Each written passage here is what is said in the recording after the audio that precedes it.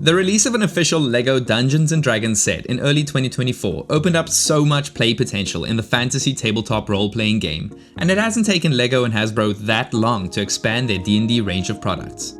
I'm Joe, and this is my review of the first and hopefully not last LEGO Dungeons & Dragons minifigure series. In total, there are 12 minifigures to collect, and they all come in these cardboard blind boxes. These boxes have completely done away with the plastic, which does mean it is impossible to feel what's inside, but it is great for recycling. Fortunately, there are ways to check what's inside by scanning these QR codes at the bottom, so you are able to avoid any duplicates. The box design follows LEGO's standard minifigure boxes, but obviously updated with the D&D logo and figures, and I really like the subtle pattern in the background. So let's open these up and take a look what we have inside. Along with the figure, we get a folded paper leaflet with a character checklist on the one side and the instructions for 5 of the characters on the other side. Each minifigure comes with a stand, and these ones are unique to this series because of the printed cobblestone designs.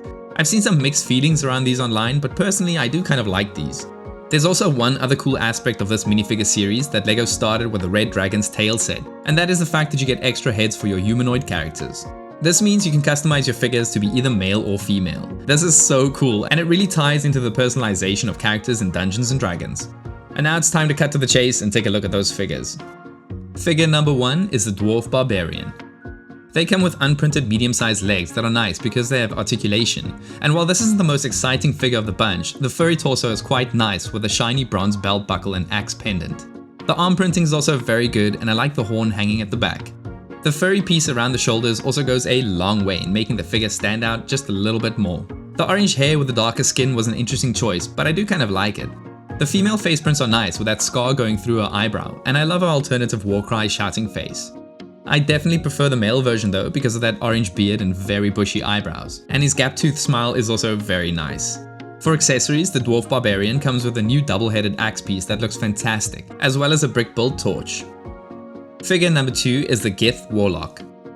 I love the color palette we get here, along with some very detailed dual molded legs. The leg design flows perfectly into the torso with those spiral patterns. There's so much detail put into the designs, like the satchel and sending stones hanging around their waist, and that golden amulet does a good job at contrasting the darker outfit. They even have some vials and a key stuffed into their stash at the back. The brown spiky shoulder armor also does a good job balancing the brown of the legs and hands. The dual molded hairpiece with those elf-like ears is very nice, but I have to say I'm not a big fan of the yellow skin color. It should have been a more pale green instead, much like the orc figures from the Lord of the Rings Barad-dûr set. But I'm sure lots of collectors will love getting those generic yellow elf ears.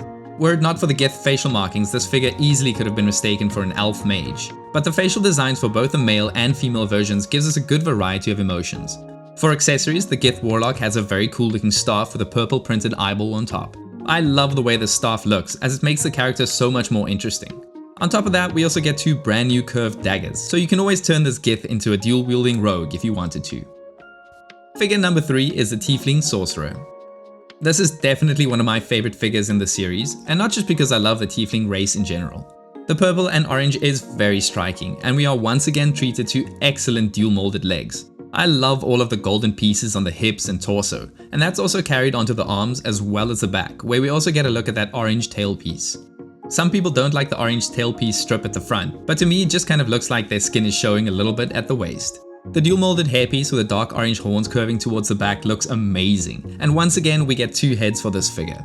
The female version alternates very nicely between friendly and angry, and that is also the case with the male version, though I must say I prefer the female head way more for this figure. The figure also comes with a new element in the form of a trans pink spell piece. This looks great, and I'm very happy that we didn't just get the standard lightning piece. The best part of this figure though has to be the baby red dragon. This printed piece is fantastic, and it matches up quite nicely with the Cinderhell dragon from the D&D set. Figure number 4 is the Dragonborn Paladin. This is a very cool figure that just looks so good in that silver printed heavy armor piece, but I have to say it's almost a shame to hide the amazing designs underneath it. Not only does the legs have printing on the front, but we also get some highly detailed prints on the sides, which are complemented very nicely by the arm printing. The touches of gold just work so well on top of the silver, but the torso design is by far my favorite. We get a white tabard with gold finishes tucked into a thick brown belt, and it's finished off with a beautiful blue amulet. And he also has a potion tucked into his belt at the back. We've seen a few of these dragon heads in the past, but I love getting a pearl gold version. The printing added to it is also great, with those silver scales being the highlight for me. He also has these removable gold horns at the back that also ups the customizability. The absolute crazy level of quality is also seen in his accessories. I'm not sure if this is a mace or a staff, but I love the new spiked opalescent satin piece at the top, and the blue bar works so well with the gold and silver palette. The shield is printed with the symbol of Bahamut, the dragon god of justice, which also suits a paladin very well. Figure number 5 is the Halfling Druid. In strong contrast to the Dragonborn Paladin, this figure looks very earthy with that green and brown palette. We get unprinted dual-molded short legs along with a torso that features some natural elements like the toothy necklace and pouches with leaves sticking out of them. I like the choice of brown hands to represent gloves, and that double-sided green and brown cape is beautiful. Beneath the cape we also get some very good printing on their back, and like the Paladin it's almost a shame to hide it. But the cape does pair very nicely with this new green hood piece that has these rubbery antlers attached to them. This is yet another minifigure with male and female heads, and what I like about these is their mostly friendly and cheerful looks. The winking face for the female is awesome, and the disgusted alternative face is pretty cool. For the male version we get a relatively neutral face, but the quirky smiling alternative face is definitely my favorite of the bunch. And in keeping with the druid's love of nature, we get a staff topped with some leaves and a flower, as well as a printed bird. Figure number 6 is the Aroka Ranger, which takes me right back to the days of Chima minifigures. The fawn legs work well for this avian character, and the printing is good, save for the gap between the legs and the hips, and the torso design works very well for a ranger class character. It's just a pity that this figure has no arm printing. I like the little throwing dagger on his back design, but again this will be covered up by those majestic wings, which is yet another brand new piece. I have to say that white was an interesting choice, but it does make this figure pretty epic looking. The headpiece is very nicely molded, with those feathers going from the top of that very bright beak all the way to the back of the head, and the design of the printing makes the figure look very focused and serious.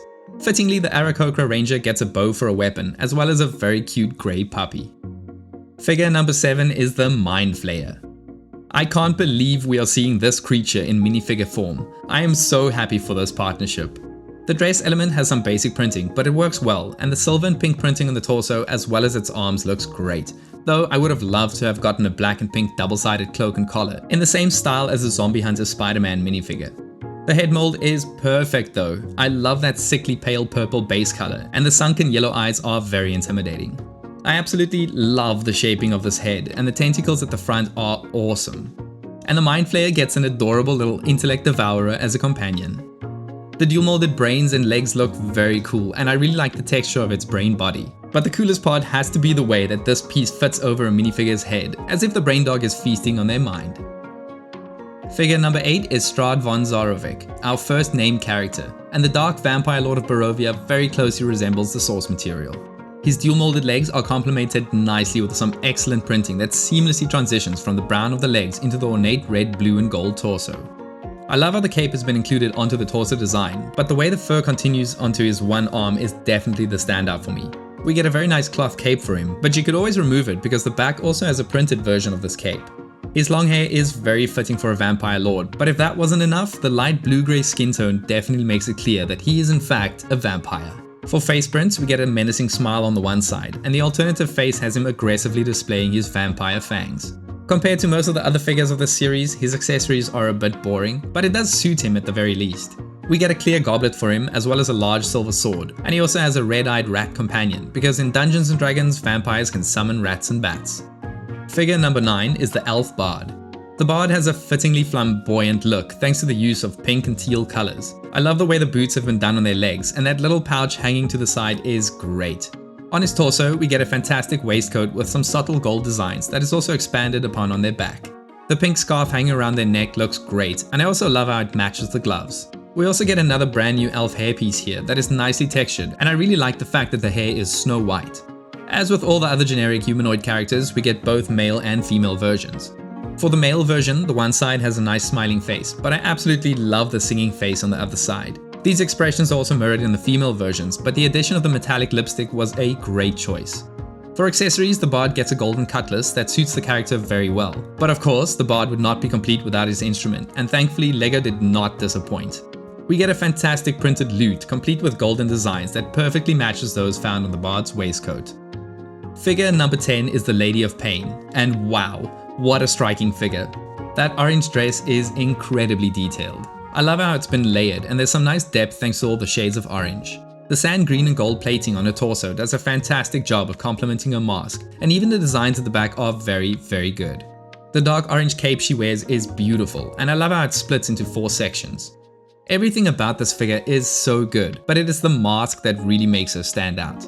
I love the sand green color, and the blades around her face is very well done. It's probably because of these blades that the mask is made out of the softer rubber, but I don't really mind that at all. I like the mask's gold face print, and that blank stare is just perfect.